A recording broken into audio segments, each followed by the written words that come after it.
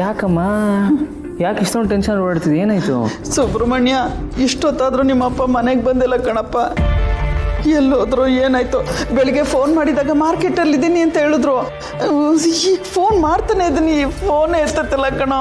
ಇದೇನು ಹೊಸದೇನಮ್ಮ, ಏನೋ ಕೆಲಸ ಇರುತ್ತೆ, ಅದಕ್ಕೆ ಲೇಟ್ ಆಗಿದೆ ಅಷ್ಟೇ. ಅದು ಹಾಗಲ್ಲ ಕಾರ್ತಿಕೇಯ. ಈಗ ಅನಂತಶಯನ, ಪದ್ಮನಾಭ ಅವರು ದಿನ ಬೆಳಿಗ್ಗೆ ಹೊರಗಡೆ ಹೋಗ್ತಿದ್ದಾರೆ, ರಾತ್ರಿ ಲೇಟಾಗಿ ಮನೆಗೆ ಬರ್ತಾರೆ. ಯಾಕೆ ಲೇಟಾಗಿ ಬರ್ತೀರಾ ಅಂತ ಕೇಳಿದರೆ ಅದಕ್ಕೆ ಉತ್ತರ ಕೊಡಲ್ಲ. ಈಗ ಅವರು ದುಡಿದು ತಂದು ಹಾಕೋದು ಈ ಮನೆಗೆ ಅಷ್ಟರಲ್ಲೇ ಇದೆ. ಆದರೆ ವಿಶಾಲಾಕ್ಷಿಗೆ ಏನು ಯೋಚನೆ ಅಂದರೆ, ಈ ನಮ್ಮ ಅನಂತಶಯನೊಂದು ಇನ್ನೊಂದು ಬ್ರಾಂಚ್ ಏನಾದರೂ ಇದೆಯಾ ಅಂದರೆ ನನ್ನ ಗಂಡ ಎಲ್ಲಿ ಗಡಿಬಿಡಿ ಗಂಡ ನೀನು ಆಗ್ಬಿಡ್ತಾರೋ ಅನ್ನೋ ಭಯದ ಅಂತ ಮೇಡಮ್ ಅವರೇ. ಮಾವ ಇಷ್ಟೊತ್ತಾದರೂ ಮನೆಗೆ ಬಂದಿಲ್ಲ ಅಂದರೆ ಅವ್ರಿಗೆ ಯಾವುದೋ ಮುಖ್ಯವಾದ ಕೆಲಸನೇ ಇರುತ್ತೆ.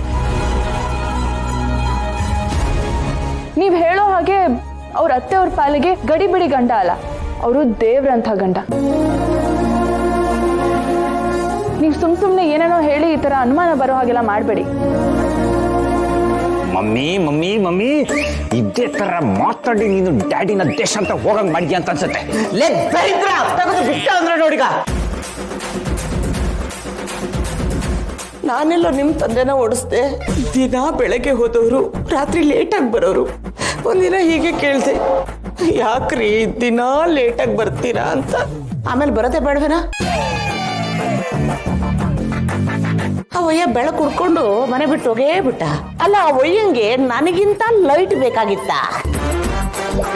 ಕಾಂತ, ಮತ್ತೆ ನೀವು ಎಲ್ಲಿಂದ ಎಲ್ಲಿಗೋ ಲಿಂಕ್ ಮಾಡಬೇಡಿ, ನಾನು ಫೋನ್ ಮಾಡ್ತೀನಿ ಅಪ್ಪಂಗೆ. ಮಾಡಪ್ಪ.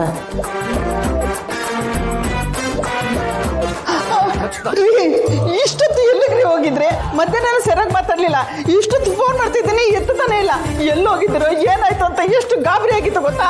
ಇದ್ದಪ್ಪ ವರ್ಷೆ ಅಂದ್ರೆ ಕೇಳ ವಿಶಾಲ, ಕೇಳ. ಅಯ್ಯ ಗಾಬರಿ ಆಗಕ್ಕೆ ನಾನು ನಿನ್ನ ಹೇಳೋ ಮಗನೇನೆ.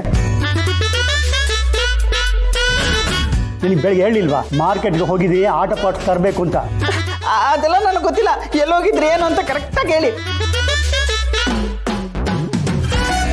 ಅಯ್ಯಯ್ಯೋ, ಹಸು ಆಗ್ತಾ ಇದೆ ಕಣೆ. ಹಸುಗೆ ತಲೆ ಸುತ್ತ ಇಲ್ಲೇ ಬಿದ್ದೋಗ್ಬಿಡ್ತೀನಿ ಅಷ್ಟೇ. ಅಯ್ಯೋ ದೇವ್ರೆ. ಮಾವ ಬನ್ನಿ, ನೀವು ಬನ್ನಿ, ಊಟ ಬಡಿಸ್ತೀನಿ. ವಿಶಾಲು, ಇಷ್ಟಕ್ಕೆ ಬಿಟ್ಬಿಟ್ಟಲ್ಲಿ ಯಾಕೆ ಸುಮ್ಮನದೆ? ಕೇಳ್ಬೇಕಿತ್ತು.